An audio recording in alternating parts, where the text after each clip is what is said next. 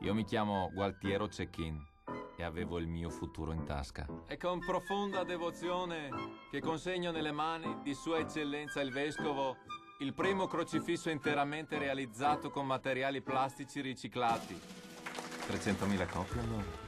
Un film sul Veneto con i veneti, nella tradizione della commedia all'italiana, con un regista, Pietro Parolin, per la prima volta dietro la macchina da presa. Quando mi consegni? Col piffero che consegno, Giochini. Prima paghi. Il tuo ultimo assegno era scoperto e la mamma è andata a stare da Piovesano. Ho avuto qualche difficoltà, però adesso... In Leoni si è alle prese con una crisi che è ormai divenuta realtà anche nella nostra regione. Crisi e problemi che i veneti affrontano in tanti modi, come Gualtiero Cecchin, interpretato magistralmente da Neri Marcorè, un figlio di papà, arrogante e viziato, che non ha mai avuto problemi di soldi fino ad oggi, perché al tempo della crisi i soldi sono finiti anche per lui. Alle prese con un'idea per fare i skei in modo semplice.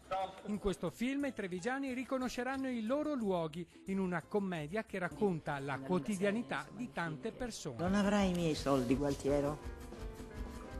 Neanche un pochini. No, sto film basta. Ci ho messo una croce sopra. Al fianco di Neri Marcorè un cast d'eccezione, tra cui Piera degli Esposti, Stefano Pesce. Sono un uomo, cazzo! Chi c'è stato? E Anna Dalton. Sua madre non lo può vedere, suo fratello non lo può vedere, tutti gli dicono ma chi ti sei trovato questo poveraccio?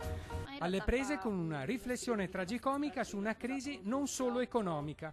Saranno in grado di dare una frustata alle insicurezze umane attraverso l'ironia, con una satira a tratti esagerata ma mai volgare. Perché mi hai abbandonato? Se Paul